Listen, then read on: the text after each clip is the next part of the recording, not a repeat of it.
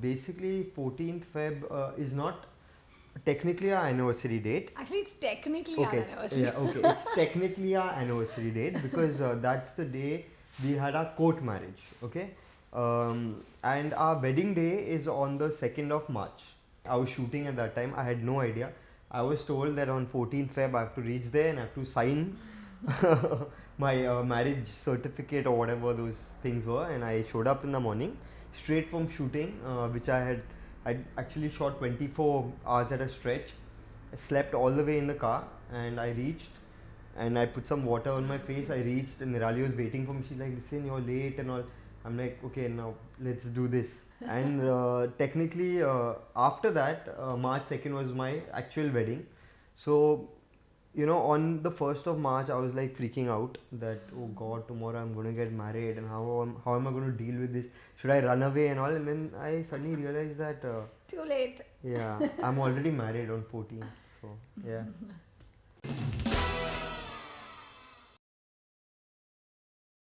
We were dancing with Shiamak Davar. We both were part of his special potential batch, as he calls it, and that's where we met. We probably for the first few months did not even like talk to each other, and then one day I just happened. Ruslaan I think was at class early that day, and he had a big group, so they were all hanging out before class, and I walked in with a friend. And I was just walking up the stairs in the courtyard of that hall, and Ruslaan just suddenly looks towards me and says, "Hey, you're looking very nice today." This is way out of the blue, okay? And this guy who is in my class, who comes 3 times a week, has never said hello to me, and just looks at me in the middle, and I have like 10 people around, and I was this shy 17-year-old, so I was like, okay, thank you, and I just walked back the way. I was really shocked. But I think that was the icebreaker, and after that we started talking and getting to know each other, and of course we became friends first. But yeah, that's how they say the rest is history. I honestly did not know Nirali. That maybe she wasn't one of those girls who was who'd come up to me and say hi and stuff. She would ignore me, so I had no idea that she existed. But I obviously knew everybody in our class because we were not many people. We were like 25 people or something. So everyone sort of knew each other. And that day, for some reason, I was sitting there and I was done talking to everybody. So I was very bored. I was waiting for the class to start. And she comes, she put her bag right next to me and she just turned. And I don't know what happened. Maybe the wind blowed at the right time or something like that. And all her hair just went, it was like a movie. Yeah, she had very short hair. She was you know what I'm saying, she was different, okay, and her hair just turned in the right way, and she was not bothered about who was around, and it was just very beautiful. So I didn't know how to express myself, so I just said, hey, hi, you're looking very beautiful today. And I had no I didn't think much, it just came out of my mind.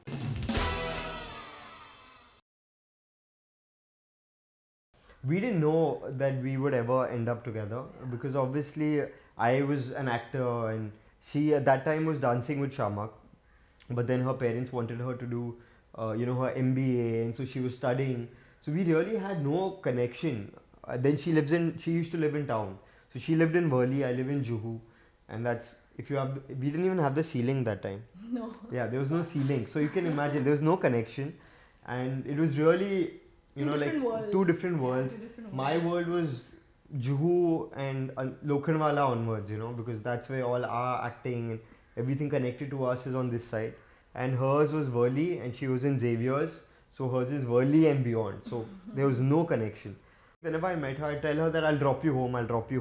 So this was my thing, that I should drop her home. And Shiamak one day he told me that, this Nirali, you like her. I said, no, she's just my friend, like she's cute, like that's it. He's like, no, you are in love with her. I'm like, and this is some 10 years back. This is like a year after that first meeting. Yeah, and Shiamak at that time told me that, you really love her, you're going to end up with her. And shockingly, I don't know how that happened, and eventually we did end up together.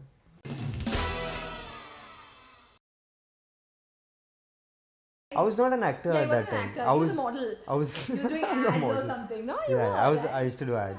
So I couldn't place him as to where I had seen him, but he was a familiar face, and with all the attention he got from all the girls, I knew he was probably, into the entertainment world. No, they just found me cute.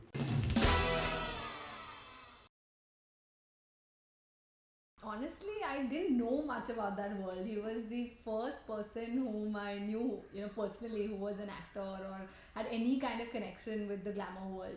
So I didn't know much to be afraid of, as such, which is good, right? Ignorance is bliss. But whatever I got to see through him was nice. I think if you are in a relationship with someone, I mean, heck, forget relationship. I'm married to this person now, but if you are even in a relationship with anybody and you have that little iota of doubt, of insecurity, then it's not right. It wasn't meant to be. So I don't even have that 1%. I can't say I'm not jealous, or if I, watch a thing, I'll be uncomfortable. Yeah, of course. Come on, you can't sit and say, yeah, this is okay. I'm not like that, but it's only a discomfort for watching that, but it's not a discomfort of, whether he'll cheat or whether I'm going to, he goes on outdoors, what happens, and the way people talk, it's none of that. I mean, I don't feel it at all. Sometimes he looks at me, he's like, what is this? Yeah, you don't even feel jealous, you don't feel anything, this is weird. I said, I trust you way too much for that. Yeah, no, I've already been through that. This was like years back, before we got married and stuff. When I was sort of, getting very serious with her. And I decided in my head that I think I'm going to get married to Nirali, or I think she's the one for me. At that time, I started noticing that, she has no reaction to any girl. Like any female fan or any co-actor or any female, she doesn't feel anything. So she was too confident, or she was too, sure about me just being head over heels in love with her, and that also was making me uncomfortable, because I was thinking that this girl somewhere is taking me for granted, right? So I asked her one day that, there's so many girls and they like me or whatever, Instagram or Facebook or whatever there's so many comments, you don't feel anything. And she's like, no, but what am I supposed to feel? I said, but like, don't you feel like jealous or insecure? And she's like, no, why?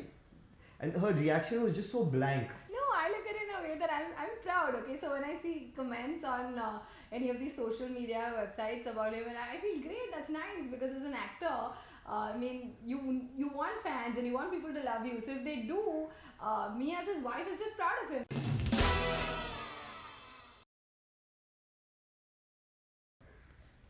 I only must have asked, I don't know. Yeah, you tried a lot, right? I mean, to Oh, take me okay. for lunch or Yeah, for dinner so or something, and yeah, I was. so yeah, she's just weird. So I was very confident. I thought, if I ask a girl out, and she's not gonna say no, and she was anyway somebody who knew me so well, right? So I just asked her that, let's go for lunch or something. This is when I wasn't doing Shiamak anymore, and I had interacted with her quite a bit. So we were like very good friends. I dropped her home like a million times. So there was no reason for her to say no. So at some point I thought that, now it's time that I ask her and go out on like a date, like something really that sets us as a couple or headed in that direction. So I started asking her that, are you free this week sometime? So she's like, no, this week I'm not free, next week we'll try. So I said, okay. So next week again I asked her that, are you free this week? So she's like, no, next week I'm free.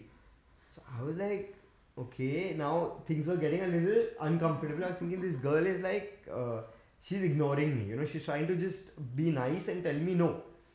So eventually I kept trying for a month. But after a month I told her, listen, how is it possible that somebody who's just a student, I do 10 other things, but I have time.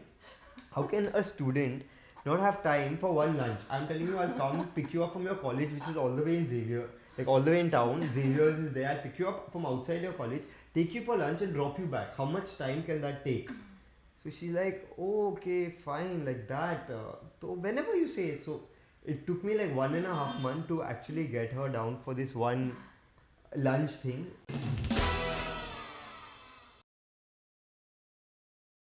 One day she told me that my parents want me to get married.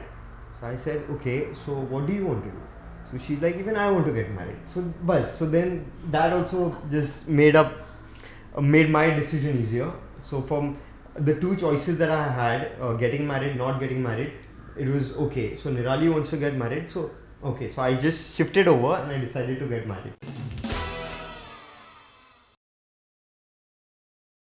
When I fell in love with her, I told her that I want to take you to Panchgani because that's where I've been and I'll show you Panchgani the way I see it. So I took her to all the places that I've been to, all the places that I like to eat at, and she had a great time. And we kept going to Panchgani as and whenever we could.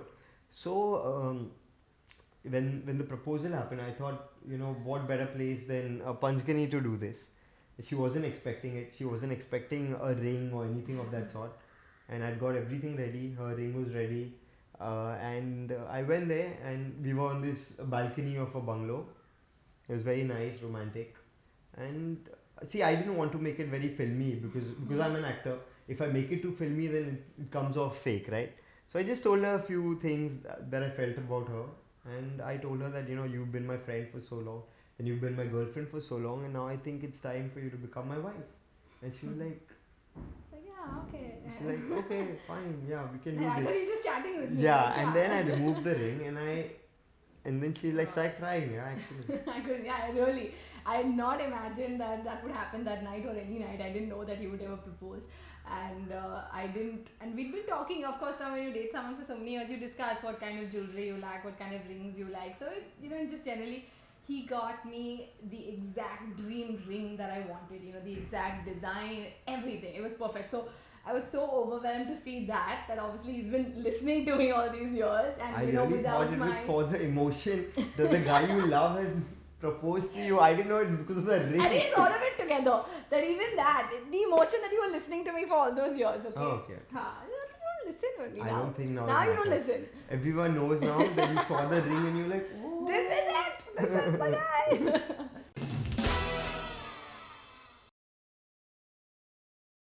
Yeah, I think 3 years passed a bit too fast, right? Yeah. We don't feel like we've been married for 3 years. Yeah.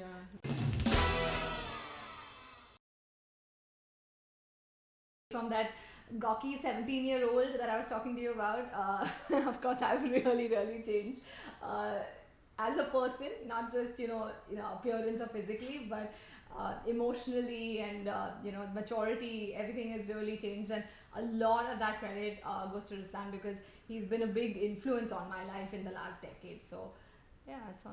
Yeah, like she keeps telling me that I'm actually just a mini version of you.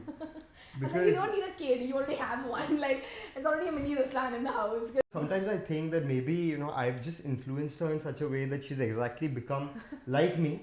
So I really don't feel any conflict at home because whatever I want is exactly what she wants, right? There's a problem when if you say that you want to eat Chinese and then your wife says no, but I want to eat Mughlai. So then that's an issue, right? Where okay, so it's a compromise, but I don't need to compromise because I say Chinese and she's like, yeah, Chinese. Sometimes she tries to rebel and say that no, I want to do it my way. So I say, okay, then do it your way. And then she's just sitting there. Yeah, and then she's just sitting there. So I'm like, so are you doing it your way? So she's like, okay, I think let's just do it the way we used to do it.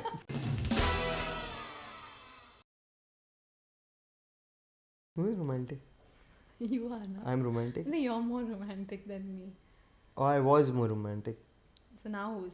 Nobody is. Who is romantic? No.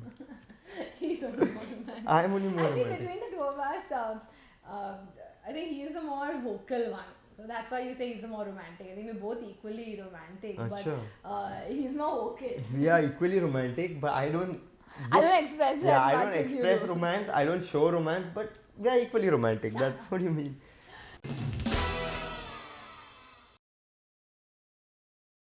I can't really pinpoint on anything, but I don't know. Nirali is she's family, and to become family is not very easy.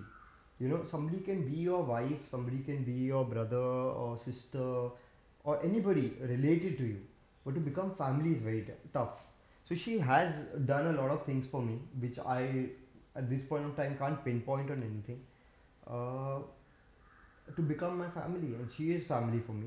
But everything that she does, the interaction that she has with my family, with my parents, because earlier the only family that I had was mom and dad, right? But somebody who comes from outside, and if she can look after my parents maybe better than I would, or she has more concern for them than I do, she does touch your heart, and this is just one aspect of it. So we in our house nobody celebrates birthdays at midnight because we're all sleeping early, right? We like at 11 it's lights out. So we always wish each other in the morning. So I'm not used to being up at 12 on my birthday or cutting a cake or anything like that. But I guess Ruslaan was always used to do that. He with his parents, they always did that. And so when I used to stay in Worli and we were dating, one day like on my birthday at the stroke of 12, he calls me up and he told me he was out of town. So I knew we couldn't meet, but and I was at home as usual, but I was awake this time and I kind of was expecting his call. So he calls me and he wishes me and he says, I'm sorry, I'm not around, and I think it's fine. It's nice to get your call. You're the first person to wish you, and it's special. And I stayed on the first floor, and my windows used to be open at night generally. So suddenly, while I'm talking to him, I heard a sound, and I said, "Hold on, I think something happened in the room and all of that." I switched on the light, and there was a stone. There was this little tiny stone which was thrown right next to my bed. I was like, "Who's throwing stones in my room?" And I get up and I walk towards the balcony, and I look down and Ruslaan standing down and waving at me. And I was shocked as how are you here? I thought you were traveling, and that was the one way he got my attention by throwing a stone in my window. And so then I ran down and I got into the car, and he had this cute. He had got this very nice. I love cheesecakes, and I don't cut a normal chocolate cake. I love cheesecakes. So he got me this really nice cheesecake with one candle on it, and he made me make a wish and cut it, and that's how I celebrated my birthday at midnight. And I think the first time ever, and I think that was really special. I still saved that stone. I still have that stone. It's one of those memories that you can't, you don't want to let go.